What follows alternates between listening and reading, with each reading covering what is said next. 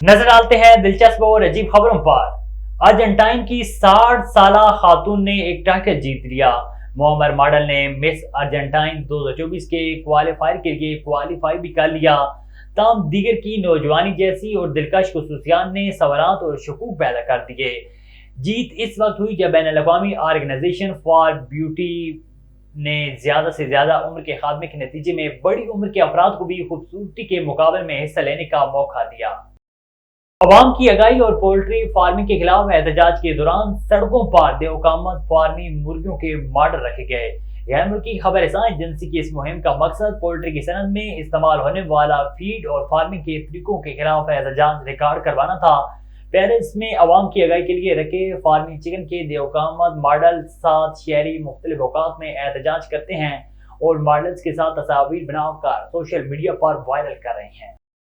जनूबी कोरिया में गिरती हुई शरह पैदाइश बढ़ाने के लिए नए बच्चे के पैदा होने पर वालिदैन को 10 करोड़ यानी कि $77,000 या 2 करोड़ पाकिस्तानी रुपए की रकम देने पर गौर कर रहा है। गैर मुल्की मीडिया रिपोर्ट्स के मुताबिक जनूबी कोरिया के ज़ेरे इंतजाम एंटी करप्शन और सिविल राइट्स कमीशन ने 17 अप्रैल को इस हवाले से अवामी राय जानने के लिए एक सर्वे का आगाज कर दिया है।